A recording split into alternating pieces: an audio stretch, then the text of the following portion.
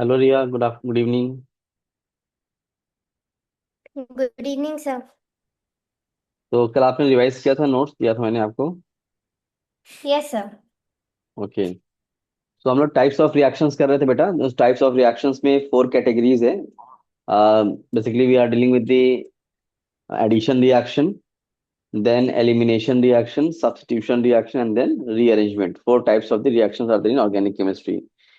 So we were started with the addition reaction first, in which we took the electrophilic addition. So all alkenes and alkynes have the typical reaction mechanism as electrophilic addition, and all aldehydes and ketones, carbonyl compounds, have nucleophilic addition reaction, right? हाँ sir. तो आज further move करेंगे इसमें, और इसमें free radical addition भी देख लेते हैं। ठीक है। Free radical addition is also part of alkene reaction, तो वो थोड़ा स्पेशल है, देख लेते हैं उसको भी। And then will move towards elimination and then substitution reaction.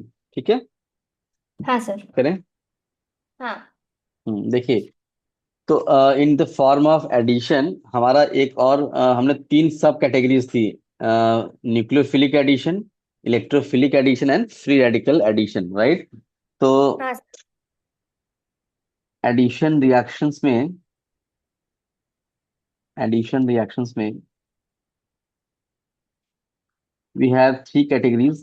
Electrophilic addition किसके रिएक्शन है Riya? Electrophilic addition. Electrophiles intermediate के लिए हाँ, मतलब जो किस तरह के फंक्शनल, किस तरह के ऑर्गेनिक कंपाउंड्स के रिएक्शंस हैं?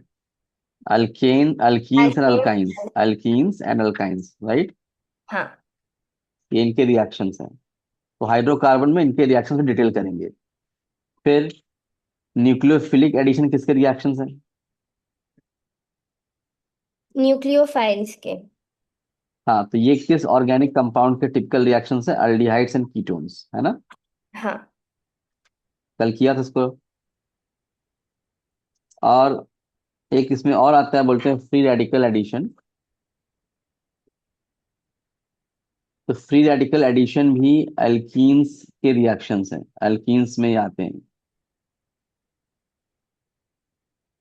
Alkene chemistry. ठीक है। हाँ तो सर। आज हम फ्री रेडिकल एडिशन का एक बेसिक अप्रोच समझेंगे, और उसके बाद फिर हम मूव करेंगे towards elimination. Free radical addition,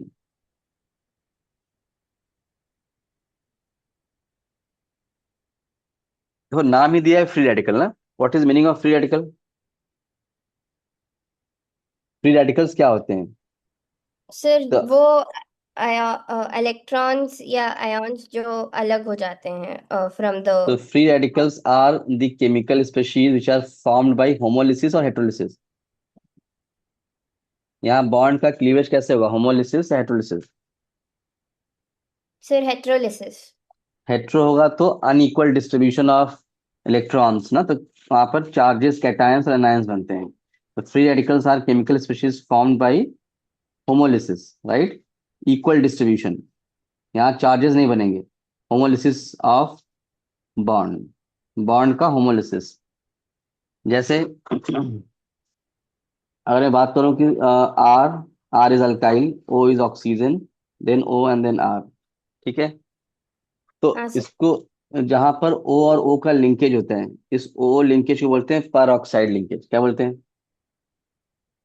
इसको पर ऑक्साइड लिंकेज कहते हैं। ओ ओ लिंकेज को, ओ बॉन्ड को पर ऑक्साइड बॉन्ड कहते हैं। ठीक है, क्लियर? अब हाँ जो पर ऑक्साइड है उसमें दोनों तरफ ऑक्सीजन है। अगर दोनों तरफ उसमें ऑक्सीजन है, तो इस बॉन्ड का क्लीवेज या ब्रेकिंग कैसा होगा? अनइक्वल है, अनइक्वल या इक्वल? इलेक्ट्रॉन्स, दो इलेक्ट्रॉन्स हैं, इन दो इलेक्ट्रॉन्स का शिफ्टिंग किसी एक तरफ जाएगा, या दोनों ऑक्सीजन एटम अपने अपने इलेक्ट्रॉन लेकर अलग होंगे? सर इक्वल होगा। इक्वल होगा ना बेटा, because both are the same atoms of the same element having same electronegativity. हाँ तो एक इलेक्ट्रॉन ये लेगा तो एक इलेक्ट्रॉन के लिए हाफ एरो ऐसे दिखाते हैं, और एक इलेक्ट्रॉन ये लेगा तो ये भी हाफ एरो। ठीक है। Lysis means bond cleavage, bond breaking. ठीक है। होमो मतलब सेम टाइप ऑफ एटम्स के बीच का बॉन्ड है, तो उस बॉन्ड को हम तोड़ रहे हैं। तो अब यहाँ क्या बनेगा? RO और RO अलग होंगे ना। हाँ अब सर। यहाँ पर क्या आएगा? यहाँ पर रेडिकल आएगा। रेडिकल मतलब single electron, odd electron. Odd electron को रेडिकल कह रहे हैं। ठीक है। हाँ सर। तो इसी को बोलते हैं हम फ्री रेडिकल। तो फ्री रेडिकल मतलब कोई चार्ज है या चार्ज या न्यूट्रल है, चार्ज है न्यूट्रल है, क्या बोलेंगे? सिर्फ चार्ज है। नहीं, चार्ज होता है प्लस या माइनस। अगर कोई ऐसा बॉन्ड हो कि एक बॉन्ड के दोनों इलेक्ट्रॉन कोई एक एटम ले लें, तो उस केस में लिसिस होगा, ब्रेकिंग होगी, तो ए पर चार्ज आएगा प्लस और बी पर चार्ज आएगा माइनस। नहीं। तो आयंस का फॉर्मेशन कब होता है? जब हेट्रोलिसिस हो। कैटायन एनायन का फॉर्मेशन कब? जब हेट्रोलिसिस हो। और जब होमोलिसिस होगा, दिस इज होमोलिसिस, तो उस केस में फ्री रेडिकल्स या ऑड इलेक्ट्रॉन स्पीशीज का फॉर्मेशन होगा। करेक्ट है। Yes sir. तो फ्री रेडिकल रिएक्शन को कराने के लिए, इनिशिएट करने के लिए, we need to have the free radical formation. और फ्री रेडिकल फॉर्मेशन के लिए we should have peroxide bond. तो जो कॉमन ऑर्गेनिक केमिस्ट्री में हम कंपाउंड लेते हैं वो पर ऑक्साइड लेते हैं। ठीक है। अब ये पर ऑक्साइड जो फॉर्म हुआ है, RO radical, this is the पर ऑक्साइड। और ये RO रेडिकल अब HBr के प्रेजेंस, HBr से रिएक्ट कराएं, हाइड्रोजन ब्रोमाइड। यहाँ पर स्पेशल रिएक्शन है, हम यहाँ पर सिर्फ ब्रोमाइड ही लेते हैं, ना क्लोराइड लेंगे, ना फ्लोराइड लेंगे, ना आयोडाइड लेंगे, ओनली ब्रोमाइड। तो this is free radical. Free radical का रिएक्शन अगर मैं HBr से कराऊं, तो HBr के बॉन्ड को फ्री रेडिकल क्या करेगा? होमोलिसिस, हेट्रोलिसिस। HBr की बॉन्ड का होमोलिसिस होगा RO रेडिकल की प्रेजेंस में, या हेट्रोलिसिस होगा। अब सिर्फ इसको तो होम। अब इसको इसको एक ही इलेक्ट्रॉन चाहिए, ओ रेडिकल को सिर्फ एक इलेक्ट्रॉन चाहिए, बिकॉज एक बॉन्ड में दो इलेक्ट्रॉन। तो इसको तो सिर्फ एक ही इलेक्ट्रॉन चाहिए। तो जब ये अप्रोच करेगा यहाँ पर, सिंगल एरो, हेडेड एरो, है ना, हाफ हाफ हेडेड एरो दिखाएंगे इसे। ठीक है। हाँ सर। तो जब ये अप्रोच करेगा तो इस बॉन्ड का क्या होगा? होमोलिसिस या हेट्रोलिसिस? होमोलिसिस। वाई हाँ हाँ। होमोलिसिस? बिकॉज इसको एक और इलेक्ट्रॉन चाहिए to form the bond. RO को एक इलेक्ट्रॉन और चाहिए to form the bond. Correct. हाँ तो सर। यहाँ से Br अपना इलेक्ट्रॉन लेकर अलग हो जाएगा, और H अपना इलेक्ट्रॉन लेकर RO के साथ बॉन्ड हो स्टैब्लिश करेगा। Getting my point? ये हो जाएगा ROH, ये बॉन्ड बन जाएगा OH प्लस। क्या प्रोड्यूस हुआ? Br रेडिकल प्रोड्यूस हुआ। हेलो, क्या हुआ? सर। हाँ, आवाज आ रही है आपको? हाँ सर। हाँ, तो यहाँ पे क्या प्रोड्यूस हो रहा है? Br रेडिकल, है ना। हाँ ये सर। समझे, ये प्रोसेस समझे नहीं समझे? सर उतना क्लियरली नहीं समझ आप आया ये। इसमें देखो, इसमें क्या तुम्हें मैं बता रहा हूँ कि जब भी आपको रेडिकल कब बनता है? होमोलिसिस या हेट्रोलिसिस? Sir homolysis. तो एक तो फ्रंट लाइन थॉट है कि जब भी हमें रेडिकल मतलब ऑड इलेक्ट्रॉन स्पीशीज बनाना है, तो हमें होमोलिसिस करना पड़ेगा, राइट बेटा? हाँ।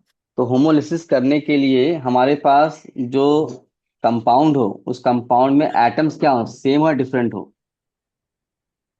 एटम सेम हो या डिफरेंट हो? सेम। सेम। सेम होगा तभी तो इलेक्ट्रॉन का डिस्ट्रीब्यूशन इक्वल होगा। करेक्ट। हाँ। तो इस बॉन्ड का जो क्लीवेज है, जो इस बॉन्ड का जो ब्रेकिंग होगा, इसमें दो इलेक्ट्रॉन्स हैं। ठीक है। अब ये दो इलेक्ट्रॉन में एक इलेक्ट्रॉन कौन लेगा? ऑक्सीजन, लेट से ऑक्सीजन नंबर A नेम कर दीजिए, और दूसरा कौन लेगा? Oxygen B, right.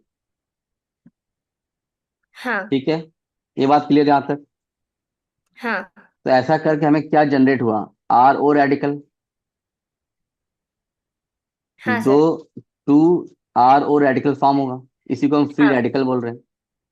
ठीक है।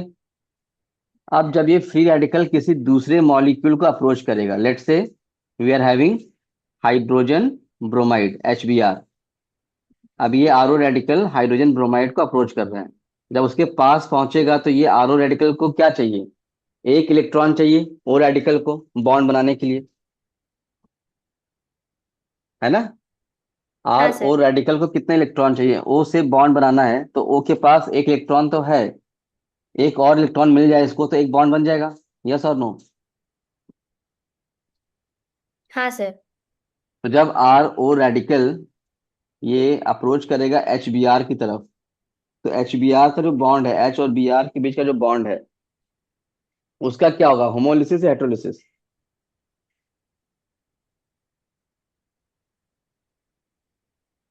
Sir homolysis. ये क्लियर है? हाँ। अगर रेडिकल नहीं होता HBr के एम्बियंस में या सराउंडिंग में, अगर रेडिकल नहीं होता तो HBr का हेट्रोलिसिस होता, H प्लस बनता और Br माइनस बनता। करेक्ट? हाँ। क्योंकि Br की इलेक्ट्रोनेगेटिविटी ज्यादा है। बट जब RO के एम्बियंस में HBr है, उसके सराउंडिंग में जब HBr है, तो RO के इन्फ्लुएंस में H और Br का बॉन्ड होमोलिटिकली क्लीव होगा, टूटेगा। ठीक है? हाँ। तो O एक इलेक्ट्रॉन H रेडिकल का लेकर OH बॉन्ड बन जाएगा। O एक इलेक्ट्रॉन लेकर ये OH बॉन्ड बना लेगा, देखो। हाँ सर। और क्या चीज प्रोड्यूस हुआ फिर? B free R R radical. Radical. तो RO फ्री रेडिकल ने क्या प्रोड्यूस किया, क्या जनरेट किया? Bromine free radical, isn't it? हाँ। अभी समझे? हाँ सर। ये ब्रोमीन फ्री रेडिकल नहीं बन पाता अगर RO रेडिकल अप्रोच नहीं करता HBr को, तो ठीक है। हाँ सर। अच्छा, अब ये ब्रोमीन फ्री रेडिकल, तो इस बात को हम बोलते हैं, इस बात को हम बोलते हैं चेन इनिशिएशन। क्या बोलते हैं? Chain initiation. मतलब अब ये रिएक्शन इनिशिएट हो गया है। ये रिएक्शन अब इनिशिएट हो गया क्योंकि इसमें रेडिकल बनता है। जिस स्टेप में फ्री रेडिकल बनता है उसको बोलते हैं चेन इनिशिएशन। ठीक है? हाँ। अब ये Br रेडिकल अनस्टेबल होगा स्टेबल होगा? कोई भी रेडिकल स्टेबल होता है अनस्टेबल होता है? तो कोई भी रेडिकल अनस्टेबल होगा बिकॉज उसके पास एक इलेक्ट्रॉन अवेलेबल है, तो वो चाहेगा कि किसी दूसरे के एक इलेक्ट्रॉन को लेकर वो बॉन्ड स्टैब्लिश कर ले, इजंट इट? हाँ। तो Br रेडिकल या कोई भी रेडिकल कैसा होता है, स्टेबल या अनस्टेबल? अनस्टेबल। अनस्टेबल। तो अनस्टेबल से वो स्टेबल की तरफ जाना चाहेगा, एंड इन दैट प्रोसेस वो क्या स्टैब्लिश करेगा? Chemical bond. करेक्ट? हाँ। तो अब नेक्स्ट स्टेप में let us say we are having one alkene molecule CH3 CH double bond CH2। हमने एक एल्कीन मॉलिक्यूल लिया, इसका इसका IUPAC नेम बताओ। प्रोपीन। प्रोपीन। ये प्रोपीन सिमेट्रिकल है अनसिमेट्रिकल है? कैसा एल्कीन है, कल बताया था आपको। सर ये सिमेट्रिकल अनसिमेट्रिकल है। कल बताया था ना आपको, हाँ। हाँ देखिए, अनसिमेट्रिकल है। आप एक इमेजिनरी लाइन को एज्यूम करिए, और अगर दोनों तरफ उस लाइन के डबल बॉन्ड के उस तरफ दोनों तरफ अगर कार्बन एटम के नंबर सेम है तो सिमेट्रिकल, और नंबर्स डिफरेंट तो unsymmetrical. So this alkene is unsymmetrical, right बेटा? हाँ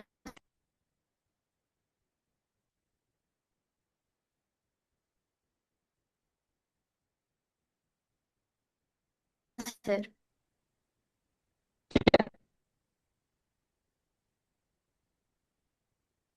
प्रोटीन को hello hello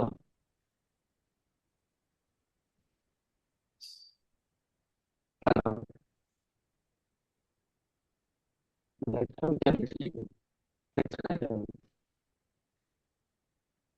hello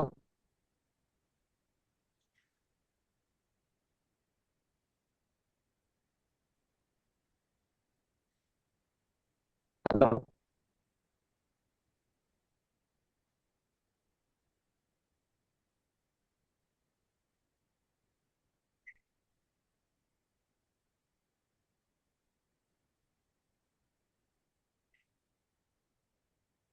hello.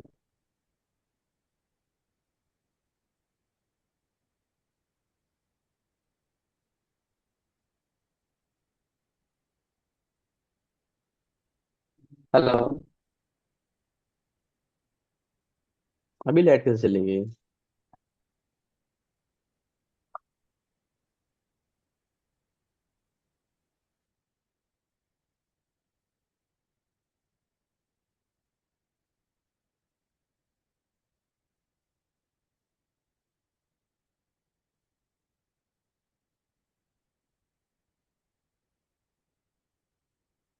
Hello.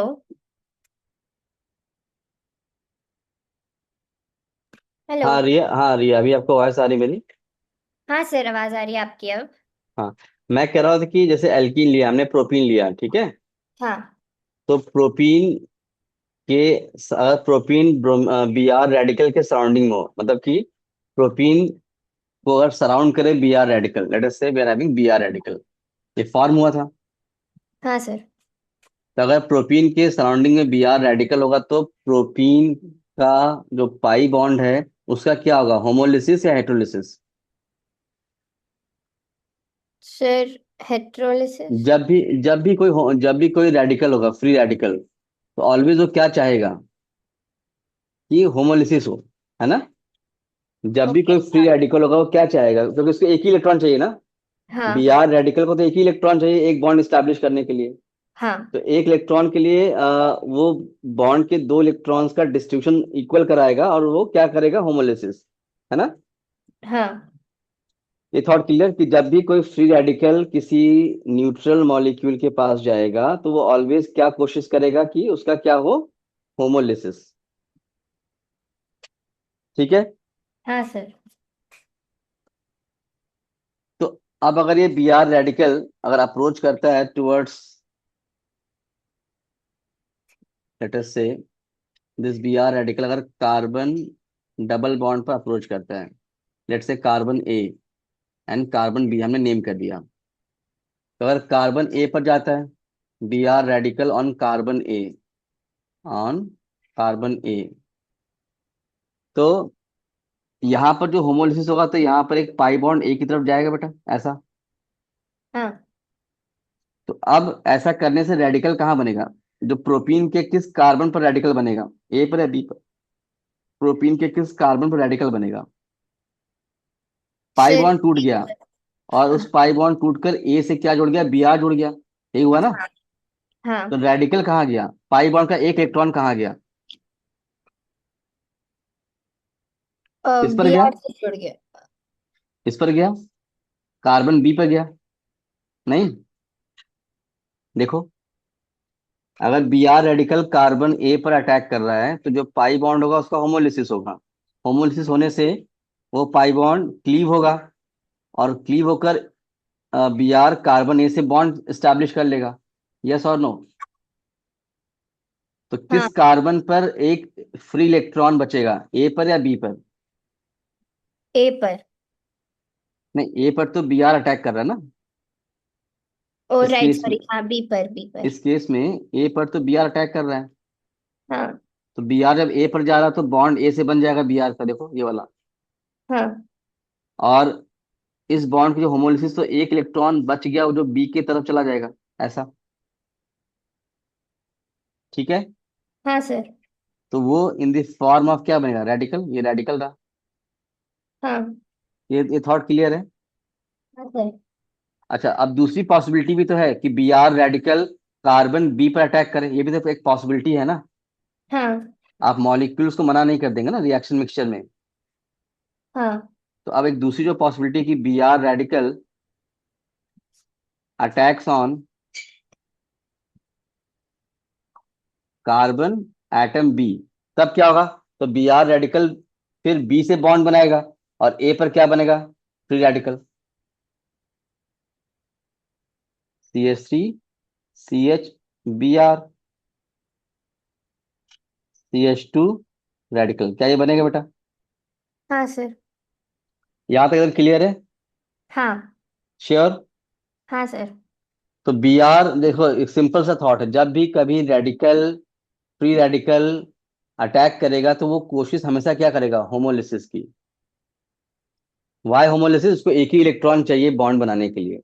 तो जो एक इलेक्ट्रॉन बॉन्ड का बच रहा है वो दूसरे एटम पर शिफ्ट हो जाएगा। तो अगर B R radical carbon A पर गया तो कार्बन ए से बॉन्ड बना लिया, और बी पर एक फ्री रेडिकल बन गया।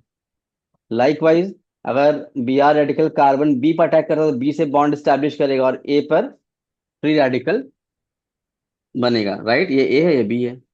करेक्ट। हाँ सर।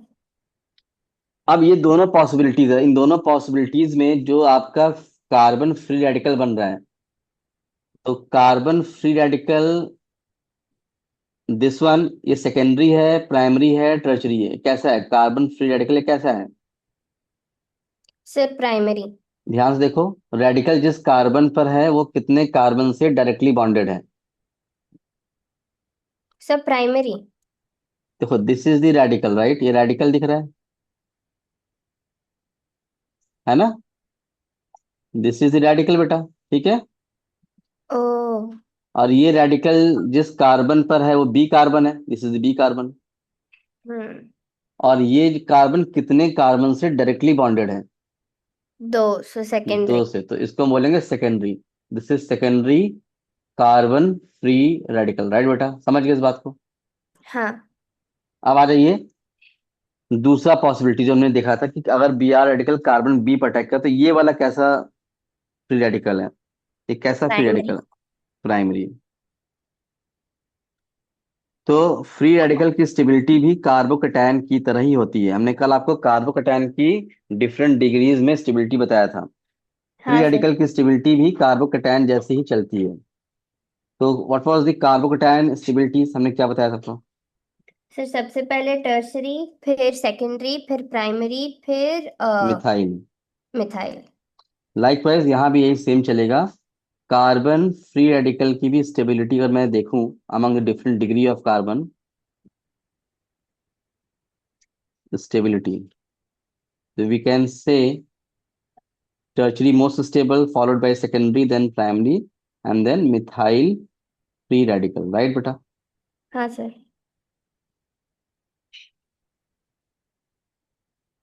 ठीक है। हाँ सर। और हमने ये सीखा है कि more is the stability of reaction intermediate, faster is its rate of formation, and so overall reaction rate will be faster, ये सीखा है। हाँ। तो अब आपके पास पाथवे, देखिए, यहां से आगे बढ़े, यहां से आगे बढ़े फाइनल प्रोडक्ट के लिए। ठीक है, लेट्स से पाथवे वन है ना, हाँ सर। और यहां से आगे बढ़े लेट्स से पाथवे टू, दूसरा ये मैकेनिज्म में रास्ता हो। तो किस पाथवे से हमें स्टेबल, ज्यादा स्टेबल या ज्यादा प्रोडक्ट फॉर्मेशन होगा, मोर अमाउंट ऑफ प्रोडक्ट किस पाथवे से बनेगा ज्यादा, वन या टू? Sir to. ध्यान से सोच के बोलो। जिस पाथवे में रिएक्शन इंटरमीडिएट ज्यादा स्टेबल, वो पाथवे फास्टर होगा, वो इंटरमीडिएट जल्दी बनेगा, और इसीलिए overall rate of reaction fast होगा उस पाथवे का। amongst sir free radical amongst free radical, tertiary is most stable radical followed by secondary then primary and methyl. Pathway 1 involves secondary carbon free radical, pathway 2 involves primary carbon free radical. So with which pathway will form more amount of product, major product? Sir pathway two, pathway one one one. Pathway 1, right? हाँ। Simple ना? हाँ। तो अब हम अगर अगला कोई compound लेंगे इस पर, जैसे अगर आपने यहाँ पर अगेन HBr से इसको रिएक्ट कराएंगे इस वाले कंपाउंड को, है ना, HBr से कराएंगे, ठीक है। हाँ सर। तो HBr की होमोलिसिस, अब देखो ये खुद एक रेडिकल है, यहाँ पर खुद एक रेडिकल फॉर्म है ना, सेकेंडरी रेडिकल। तो ये रेडिकल क्या करेगा, HBr से H रेडिकल ले लेगा और Br रेडिकल फिर बच जाएगा, है ना। हाँ तो, सर। तो ये H रेडिकल कहाँ जाएगा, ये H रेडिकल यहाँ से इस कार्बन पर अटैक करेगा, ठीक है। हाँ सर। और हमें फाइनल प्रोडक्ट क्या मिलेगा, CH3CH2 बन जाएगा ये बेटा, और CH2Br, यही ना। हाँ तो HBr का क्या हो गया, एडिशन हो गया। और प्लस क्या और बन गया, Br रेडिकल फ्री बच गया। तो ये Br रेडिकल फिर अगले मॉलिक्यूल में फिर ये स्टेप रिपीट होगा, है ना। हाँ इसको सर। बोलते हैं चेन प्रोपागेशन। क्या बोलेंगे इसको, चेन चेन प्रोपगेशन। प्रोपागेशन। तो फ्री रेडिकल मैकेनिज्म में चेन इनिशिएशन में रेडिकल बनता है, चेन प्रोपागेशन में बहुत सारे रेडिकल्स फर्दर रेडिकल्स बनाते हैं। ठीक है। हाँ सर। और वैसे ही पाथवे वन में, अगर मैं जाऊं यहाँ पर पाथवे वन के लिए बात करूं, तो यहाँ भी अगर मैं HBr दूसरा मॉलिक्यूल लूंगा तो यहाँ भी फिर यहाँ होमोलिसिस होगा, और यहाँ H रेडिकल, Br रेडिकल, तो ये H रेडिकल इस पर अटैक करेगा, इस वाले पर, और ये फॉर्म करेगा CH3CH Br CH2, and then this H will be bonded to this carbon, plus Br radical will again go with the another neutral molecule। तो ये चेन प्रोपागेशन स्टेप हो गया, समझ गए, क्लियर। हाँ सर। अब इसका IUPAC नेम बताओ, इसका IUPAC नेम हम क्या लिखें, पाथवे टू वाले का जो प्रोडक्ट उसका IUPAC नेम बताइए। 1 2 3, तो 2 ब्रोमो टू ब्रोमो। प्रोपेन, हाँ। ये होगा आपका माइनर प्रोडक्ट। क्यों माइनर, क्यों कम बनेगा, क्योंकि इसका इंटरमीडिएट प्राइमरी है विच इज लेस स्टेबल। और पाथवे जो हमने यहाँ पर वन मेंशन किया था उसका IUPAC लिख लेते हैं, बताइए। 1 2 3, क्या बोले, वन ब्रोमो प्रोपेन। 1 ब्रोमोप्रोपेन। ठीक है। हाँ और ये सर। क्या होगा आपका मेजर प्रोडक्ट, इजंट इट। हाँ। अब देखो इन नट शेल, अब जो लास्ट स्टेप होता है फ्री रेडिकल मैकेनिज्म में, जो लास्ट स्टेप होता है वो होता है टर्मिनेशन स्टेप। पहला स्टेप क्या हुआ, चेन इनिशिएशन, है ना। हाँ। दूसरा क्या हुआ, चेन प्रोपागेशन। एंड थर्ड होता है चेन टर्मिनेशन, मतलब कि रेडिकल्स आपस में कपल कर जाए, जुड़ जाए। रेडिकल आपस में क्या कर जाए, कपल, कपलिंग ऑफ रेडिकल को हम बोलते हैं chain termination. Third step chain termination. तो Br रेडिकल दूसरे Br रेडिकल से कपल कर जाए तो Br2 बन जाएगा, है ना। हाँ सर। H रेडिकल दूसरे H रेडिकल से भी कपल कर सकता है तो H2 बन जाएगा। ठीक है। तो कपलिंग ऑफ रेडिकल को क्या बोलते हैं, चेन टर्मिनेशन। तो मैं पूछिए आपसे कि free radical mechanism, free radical addition कितने स्टेप्स में होता है, क्या बोलोगे, 3 स्टेप्स। चेन इनिशिएशन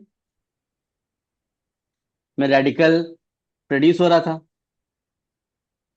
देन ये रेडिकल दूसरे न्यूट्रल मॉलिक्यूल पर अटैक करेगा, तो अटैक करेगा तो उससे फर्दर रेडिकल प्रोड्यूस होगा। यू कैन सी दिस, है ना। हाँ। तो ये कहलाया चेन प्रोपागेशन, कि अब ये Br रेडिकल बारी बारी से दूसरे मॉलिक्यूल पर अटैक करता जाएगा, और अगर सारे रेडिकल आपस में कपल कर जाए तो बोलते हैं चेन टर्मिनेशन। ठीक है। हाँ सर। अब इस पूरे रिएक्शन को एक बार ध्यान से फिर देखो, हमने किया क्या। देखिए दिस वाज द एल्कीन, ये आपका अनसिमेट्रिकल एल्कीन था। ठीक है, CH3CH डबल बॉन्ड CH2। तो मैं एक बार समरी लिख देता हूँ, ताकि हमें इस समरी को अपने पास रखोगे तो हमें रिएक्शंस के कन्वर्जन्स में इजी रहेगा। हमें ऑर्गेनिक में कन्वर्जन्स पूछता है, एक से दूसरे में क्या बनेगा प्रोडक्ट, है ना। उसके लिए हमें रिएक्शन को समरी आना चाहिए। जैसे देखिए हमने क्या लिया, alkene CH3CH double bond CH2, ये लिया बेटा, है ना। हाँ। अब यहाँ पर हमने लेबल किया था कार्बन A कार्बन B, ठीक है। और हमने HBr से रिएक्शन कराया था in presence of peroxide. What is the reagent? Attacking species क्या था? HBr in presence of peroxide. Peroxide क्या था? ROOR, यही था ना? हाँ सर। इसको पेरोक्साइड कह रहे हैं। OO बॉन्ड को पेरोक्साइड कहते हैं, ठीक है। तो अब यहाँ पर बेटा दो तरह से बने प्रोडक्ट्स, एक पाथवे 1, एक पाथवे 2। तो दोनों प्रोडक्ट्स को बनाते हैं। पाथवे 2 का प्रोडक्ट ये रहा, दिख रहा है आपको स्क्रीन पे, 2 bromopropane.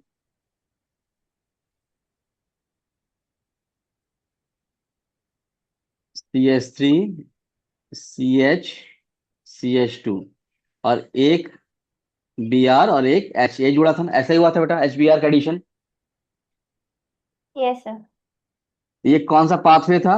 This was pathway 2, right? हाँ 2 ब्रोमोप्रोपेन। तो दिस वाज पाथवे 2। और पाथवे 1 में क्या था बेटा? अगेन वहां भी HBr was the attacking species in presence of organic peroxide.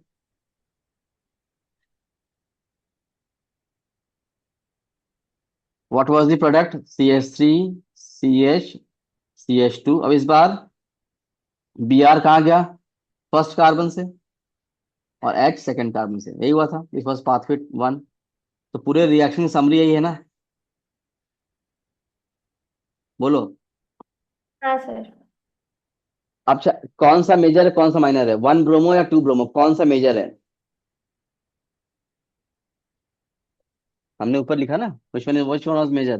2 bromo pathway minor था एंड 1 ब्रोमो क्या था? मेजर, में। राइट? हाँ तो उसको यहाँ लिख लेते हैं। So this is minor and this is major, ठीक है।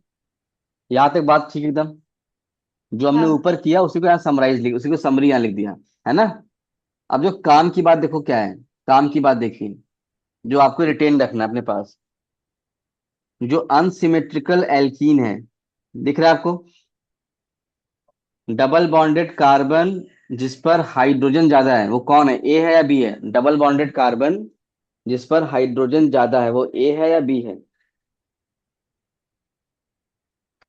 अनसिमेट्रिकल एल्कीन देखो, दिस इज अनसिमेट्रिकल एल्कीन। इसमें डबल बॉन्डेड कार्बन दिख रहा है आपको, रिया? हाँ सर। तो इस डबल बॉन्डेड कार्बन में हमने 2 कार्बन मार्क किया है, ए एंड बी। तो किस कार्बन पर हाइड्रोजन ज्यादा है, ए पर या बी पर? ए पर। ए पर ज्यादा और बी पर कम है ना? हाँ सर। तो जो ज्यादा वाला कार्बन, मतलब जो जो कार्बन ज्यादा हाइड्रोजन रख रहा है, उस पर क्या जोड़ रहा है? Br for the major product. Major होने के लिए Br कहाँ गया? उस डबल बॉन्ड कार्बन पर जिस पर पहले से क्या ज्यादा है? हाइड्रोजन ज्यादा है, दिख रहा है आपको? हाँ सर।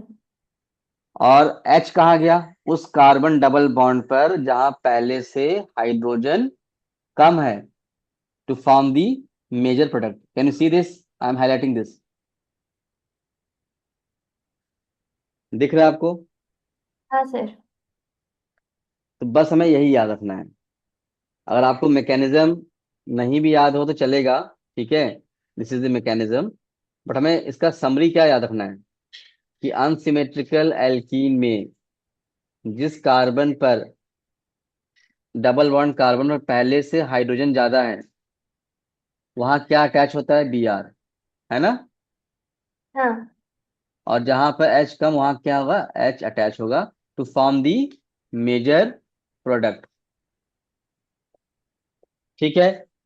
इस हाँ बात सर। को बोलते हैं एंटी मार्कोनिकॉफ एडिशन। क्या बोलते हैं?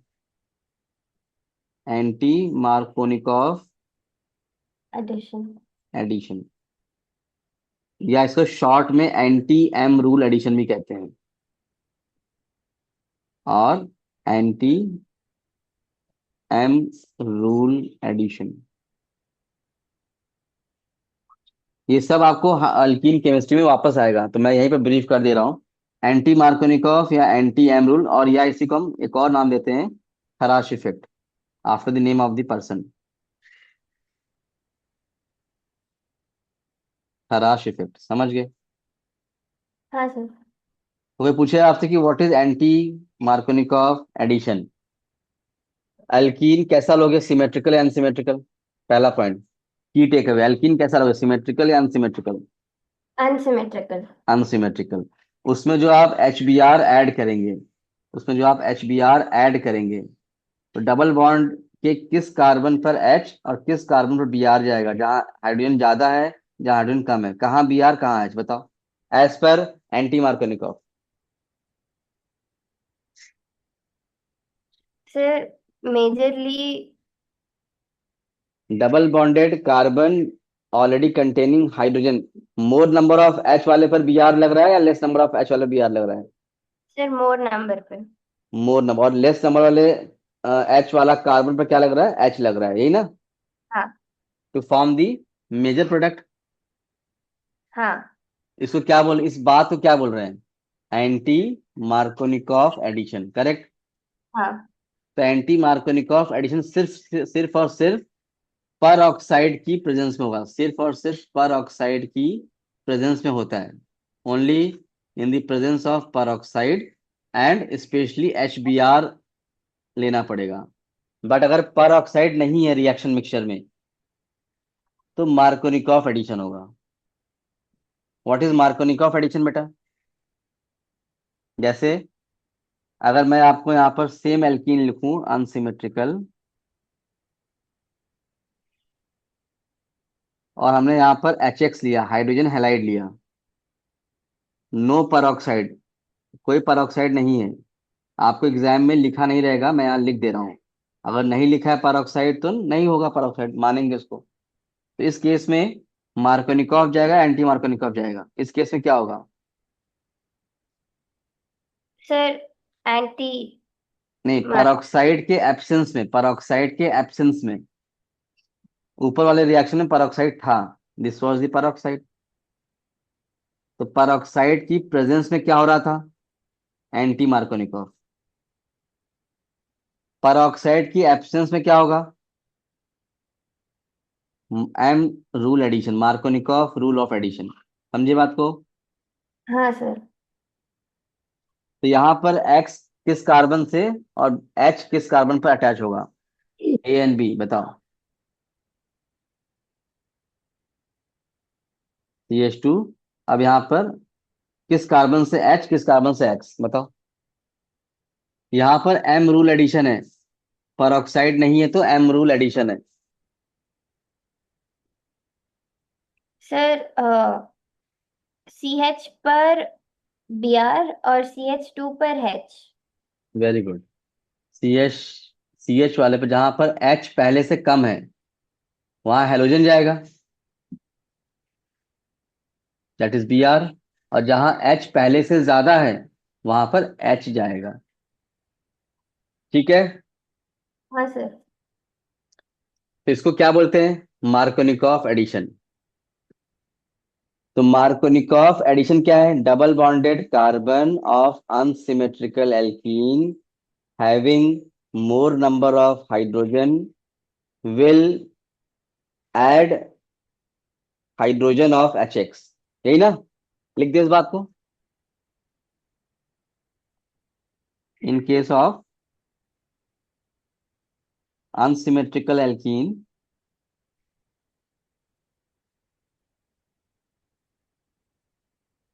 and in the absence of peroxide, alkene unsymmetrical हो, peroxide absent हो, then M rule of addition is followed,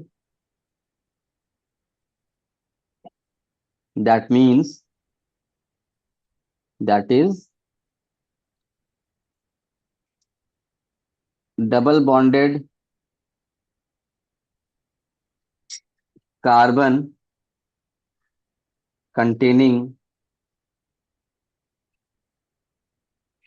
more number of H atoms, hydrogen atoms, will add hydrogen of HX. समझे बेटा? हाँ sir. ये line पूरी clear है जो हमने अभी लिखा? पढ़ लो ध्यान से, पढ़ो। In case of unsymmetrical and in the absence of peroxide, then M rule of addition is followed. That is, double bonded E containing more number of H atoms will add H of HX. क्या समझे मतलब in case of unsymmetrical alkenes? क्या समझे मतलब इसका? मतलब क्या समझे? सर, जब अनसिमेट्रिकल एल्कीन होता है और रिएक्शन में पेरोक्साइड एब्सेंट होता है, तो वहां पर M rule of addition followed होता है, जिसमें अ, जो डबल बॉन्डेड कार्बन है। हाँ, जो डबल डबल बॉन्डेड कार्बन है वो अ, जिसमें ज्यादा नंबर ऑफ H एटम्स है। हेच एटम, हाँ, हेच एटम्स है, वो हेच ऐड करेगा, वो HX का H ऐड करेगा, राइट? एच एक्स का हेच ऐड करेगा। ठीक है। हाँ। अब वही यहाँ हो रहा है, देखो। इसके कार्बन ए पर H ज्यादा है, तो वहां क्या ऐड हुआ? H ऐड हुआ, है ना? कार्बन ए पर H 2 है और कार्बन बी पर H 1 है, तो एच एक्स का एक्स कहाँ ऐड हो रहा है? एच एक्स का एक्स कहाँ ऐड हो रहा है?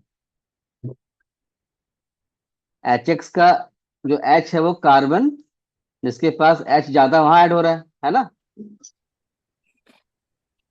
और एक्स कहाँ ऐड हो जहाँ कार्बन H कम रखता है। हाँ।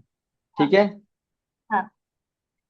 तो इसको बोलते हैं मार्कोनिकॉफ। तो आप क्विकली रिएक्शन को देखकर टेक्स्ट बुक में अगर परऑक्साइड नहीं दिया है तो मार्कोनिकॉफ लगाओ, और अगर परऑक्साइड दिया है तो हम क्या लगाएंगे? Anti Markovnikov. समझे इस बात को? Yes sir. पूरी बात समझ आई? Yes sir. कोई डाउट तो पूछो। कुछ डाउट है तो पूछ लो, कुछ भी लग रहा है तो पूछ लो, उसको मन में मत रखो। सर, ये खराश क्या ऊपर?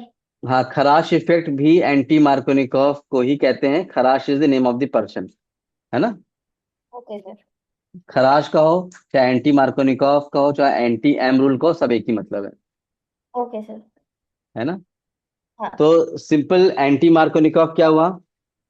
मार्कोनिकॉफ का उल्टा, है ना? मार्कोनिकॉफ क्या हुआ? डबल बॉन्डेड कार्बन जिस पर H पहले से ज्यादा है उस पर H लगेगा, HX का H लगेगा, और जिस पर H कम है उस पर HX का X लगेगा। करेक्ट? ये मार्कोनिकॉफ है। हाँ। और इसका उल्टा बोलना है, तो वो उल्टा कब होगा? Anti Markovnikov. किस केस में? जब परऑक्साइड लिए जाएंगे तो वहां सिर्फ HBr ऐड होता है, और वो HBr का Br कहाँ जाएगा? जहां पहले से हाइड्रोजन ज्यादा है वहां Br जाएगा, और जहां H कम है वहां H जाएगा। Anti Markovnikov. करेक्ट? हाँ सर। तो ये इंपॉर्टेंट बता, ये एल्कीन में आपको, आप एनसीईआरटी किताब खोलेंगे तो उसमें आपको एल्कीन केमिस्ट्री में दिखेगा, है ना? हाँ sir. So this way we have done with the addition reactions, nucleophilic, electrophilic and free radical.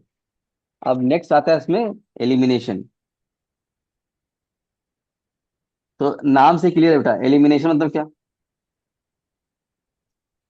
Substrate किस से कुछ निकलेगा या ऐड होगा? कुछ निकलना। सबस्ट्रेट से कुछ निकलने को हम एलिमिनेशन कह रहे हैं। तो सबस्ट्रेट से, let us say we are having example C, complete structure बना लेते हैं। H H H Br H N H. और हमने यहाँ पर जो रिएजेंट लिया है वो अल्कोहलिक, मतलब अल्कोहलिक सोल्यूशन में KOH, potassium hydroxide. Alcoholic solution में ये सब आपको रिएजेंट याद रखने पड़ेंगे। ठीक है। हाँ तो सर। अल्काइल हैलाइड ये क्या है basically? This is alkyl halide, है ना? हाँ सर। Alkyl halide. ठीक है। जहां पर हाँ, सी जहां पर सी एक्स बॉन्ड है उसको अल्काइल हैलाइड कहते हैं, क्या कहते हैं? alkyl halide. तो alkyl halide is the substrate molecule, correct. अब हाँ इस सर। सबस्ट्रेट पर हमने क्या अटैक करा रहे हैं? Alcoholic KOH, potassium hydroxide in alcoholic medium. तो alcoholic KOH is a base, ये बेस की तरह काम करता है, ठीक है। हाँ सर। और बेस जब भी लेंगे तो यहाँ पर आपका जो HBr है ये रिमूव होगा, ठीक है, हाँ सर। ये रिमूव होगा। और H का बॉन्ड यहाँ पर पाई बॉन्ड बनेगा, और Br- यहाँ से बॉन्ड लेकर जाएगा, तो H+ और Br-, करेक्ट। हाँ क्या सर। निकल रहा है? H+ और H बॉन्ड छोड़ जा रहा है तो H+, और Br बॉन्ड लेकर जा रहा है तो Br-, तो क्या बाहर गया? HBr। यस और नो? Yes sir. जो बाहर गया उसको माइनस, ऐसे माइनस दिखाते हैं कि ये एलिमिनेट हो रहा है, HBr एलिमिनेट हो रहा है। तो अब बन क्या गया हमारा? क्या बना प्रोडक्ट? CH, अब ये हो जाएगा डबल बॉन्ड, ठीक है, हाँ sir. And CH, this is alkene, right. हाँ तो एलिमिनेशन रिएक्शन किसके प्रेजेंस में होता है बेटा? Sir, base base alcoholic base के बेस प्रेजेंस में। तो बेस कौन होता है? बेस का नाम क्या है? अल्कोहलिक KOH, क्या नाम है? Alcoholic KOH। अल्कोहलिक सॉल्वेंट में अगर हम पोटेशियम हाइड्रोक्साइड लेकर अल्काइल हैलाइड से मिलाते हैं तो वो एलिमिनेशन कॉज करेगा, अल्कोहलिक KOH बेस बन जाता है, और उसमें HX या HBr निकलेगा, और क्या बनेगा? एल्कीन, क्या बनेगा? एल्किन। तो इस रिएक्शन में क्या निकल रहा है? हाइड्रोजन और हैलाइड ना, हाइड्रोजन और हाँ। हैलाइड ना निकल रहा है। तो निकलने को हम बोलते हैं डी डी हाइड्रो डी मतलब रिमूवल। क्या हाँ। Removal? Hydrohalogenation, dehydrohalogenation reaction है। ये क्या है? डिहाइड्रो हेलोजिनेशन, नहीं। हाँ sir. So dehydrohalogenation reaction takes place in the presence of base such as alcoholic KOH। तो अल्काइल हैलाइड से अल्कीन का फॉर्मेशन होता था। This is the preparation of the alkene reaction. इतना थॉट क्लियर बेटा? Yes sir. कोई दिक्कत, कोई क्वेश्चन, कोई चीज आपको समझ नहीं आई हो? समझ आ गया सर। तो एक बार इसको मैं PDF शेयर कर रहा हूँ, उसको आप एक बार गो थ्रू कर लीजिएगा। बिकॉज इसके बाद जो हमारा अगला जो रिएक्शन होगा वो सब्स्टिट्यूशन रिएक्शन होगा, है ना, वो मैं आपसे शेयर करूंगा, ठीक है। हाँ सर। एक मिनट में आपको ना एक सिलेबस फ्लो दिखा देता हूँ, जस्ट वेट अ मिनट, है ना।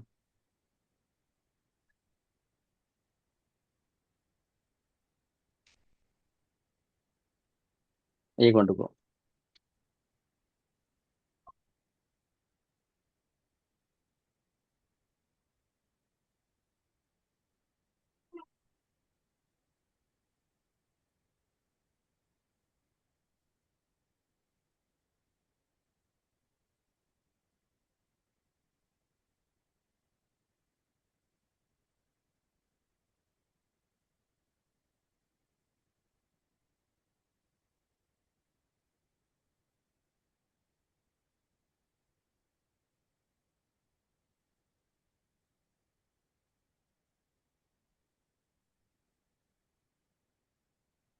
आपकी स्क्रीन विजिबल है रिया? कंफर्म करो।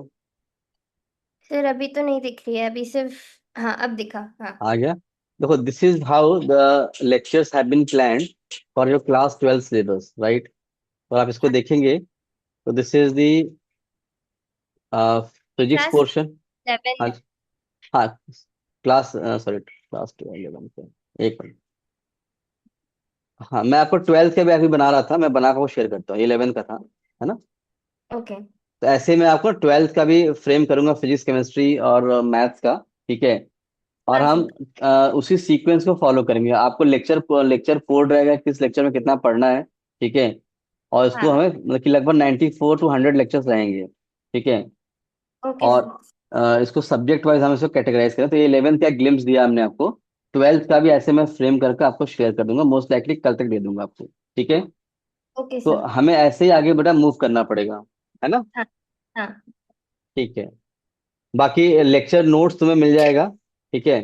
तैयार करिए कुछ। मैं आपको क्वेश्चंस की बोर्ड स्पेसिफिक क्वेश्चन अभी से प्रैक्टिस करेंगे, ताकि इस बार आपको बोर्ड में at least you should get 95% and above score आप गेन करें, है ना। हाँ सर। ठीक है, ठीक है। Anything else? नहीं सर। ठीक है, मैं क्लोज करूँ फिर। Yes sir. ओके। ठीक है, thank okay, you sir. Thank you, thank you.